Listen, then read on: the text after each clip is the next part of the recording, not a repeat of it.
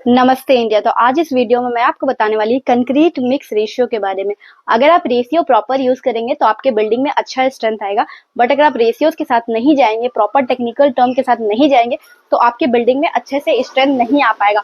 क्योंकि अगर आप एक ही ग्रेड लेके पूरे बिल्डिंग में चलेंगे ना, तो आपका बजट भी चला जाएगा और बिल्डिंग में स्ट्रेंथ भी अच्छे से नहीं आ पाएगा। तो हर अलग अलग जगह पे आपको अलग अलग कंक्रीट मिक्स यूज करना पड़ता है।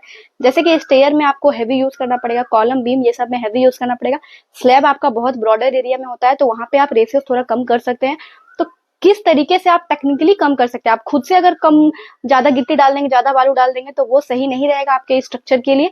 तो आप टेक्निकली कितने हद तक अपने रेशियोज को गिरा सकते हो और किस जगह पे आपको रेशियो को बढ़ाना है, इसके बारे में आज इस वीडियो में मैं आपका सारा डाउट क्लियर करने वाली हूँ।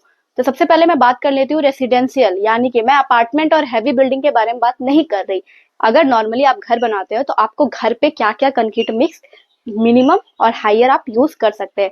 पहला M5, दूसरा M7.5, तीसरा M10, चौथा M15, पांचवा M20, छठा M25, यानी कि M5 से लेके M25 तक आप अपने घर पे रेशियो यूज कर सकते हैं। तो कहाँ पे रेशियो आपको गिराना है, कहाँ पे आपको रेशियो उठाना है, टेक्निकली आज इस वीडियो में हम लोग जानेंगे। तो चलिए वीडियो को शुरू करते हैं। तो चलिए मैं M5 के बारे में डिटेल में बात करती हूँ कि M5 को आप कहाँ कहाँ पे यूज कर सकते हैं। तो M5 को आपको ऐसे जगह पे यूज करना है जहाँ पे आपका लाइट मतलब बहुत हल्का लोड है, हेवी लोड नहीं आ रहा है। तो ये सबसे पहले ये नॉन स्ट्रक्चरल में आपको यूज करना है। अगर आप ड्रेनेज का पाइप ले जा रहे हो, ठीक है, 6 इंच का कैसिंग ले जा रहे हो या फिर कुछ भी, तो उसको फील करने के लिए M5 आप यूज कर सकते हो। इसका रेशियो होगा 1:5:10।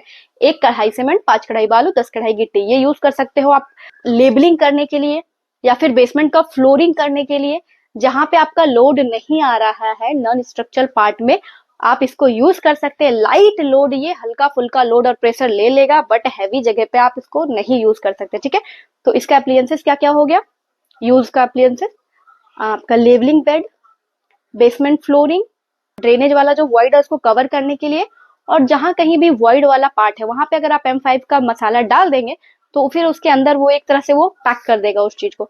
तो उस जगह पे आप M5 को यूज कर सकते हैं for light load and pressure. और M5 में आपको वाटर सीमेंट रेशियो जो है मेंटेन करना है 0.5 से लेके 0.6 रखना है, यानी कि आप 25 से लेके 30 लीटर तक पानी एक बैग सीमेंट में आप मिला सकते हैं। इस रेशियो के बारे में मैं इस वीडियो के लास्ट में डिटेल में आपको बताऊंगी, वाटर सीमेंट रेशियो के बारे में, ओके। तो अब मैं बात करती हूँ कि आपको क्यूरिंग कितने दिन तक करना है। अगर आप M5 के साथ जाते हैं तो आपको मिनिमम 7 दिन का क्यूरिंग करना होगा जहां पे भी आप M5 यूज कर रहे हैं। और आपको अगर ड्राई और हॉट वेदर है, गर्मी के दिन है, तो आपको वैसे केस में 12 दिन तक मिनिमम आपको क्यूरिंग करना चाहिए। तो अब मैं बात करने वाली हूँ M7.5 के बारे में। तो M7.5 आपको यूज करना है वैसे जगह पे, बिल्डिंग के चारों साइड अगर आपको रोड बना देना है तो वॉकवे एक तरह से आप बना सकते हैं M7.5 के साथ, जिसका रेशियो होगा 1:4:8। एक कढ़ाई सीमेंट, 4 कढ़ाई बालू, 8 कढ़ाई गिट्टी। और अगर मैं बात करूं M10 के बारे में, तो M10 आप ड्राइववे के जगह पे बना सकते हैं, यानी कि आपका खुद का पार्किंग है, आपको एक तरह से पर्सनल रोड बनाना है, आपका लाइट व्हीकल जाएगा, बाइक हो गया, कार हो गया, तो वहां पे आप M10 यूज कर सकते हो। वो थोड़ा लोड आपका लाइट व्हीकल का लोड ले लेगा ड्राइव, उसका रेशियो होगा 1:3:6।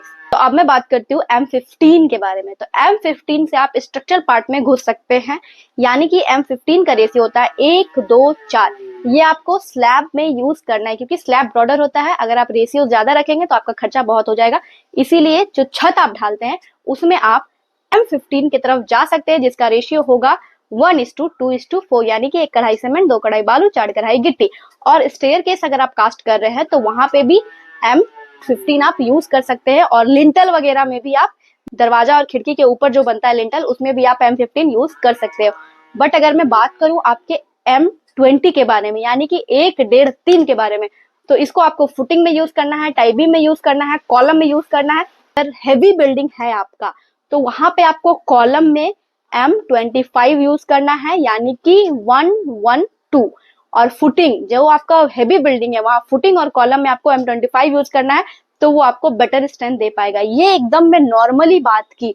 अगर आपका बिल्डिंग बहुत ज्यादा हाई लोड वाला है तो इस रेशियो के साथ आपका काम नहीं बनेगा, रेशियो और आपको बढ़ाना होगा।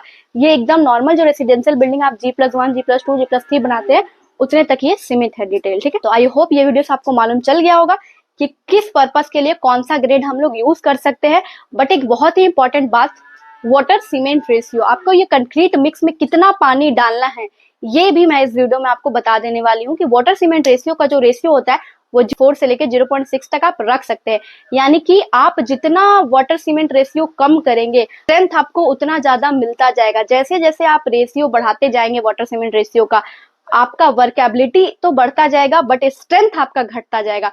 तो it's better to provide 0.4 water cement ratio. और इसको रेशियोज में ना बता के मैं आपको नॉर्मल भाषा में बता देती हूँ कि आप अपने घर पे इसको कैसे यूज कर सकते हो।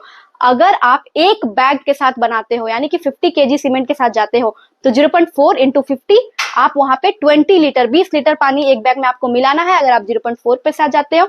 अगर आप 0.5 के साथ जाते हो तो 25 लीटर पानी आपको मिलाना है। अगर आप 0.6 के साथ जाते हो तो 30 लीटर तक पानी आप अपने घर पे मिला सकते हो। तो आई होप ये वीडियो से आपको बहुत सारा हेल्प मिला होगा। तो डू लाइक माई वीडियो। तो गाइस मिलते हैं अगले वीडियो में, तब तक के लिए बने रहिए हमारे साथ to build dream. Bye bye.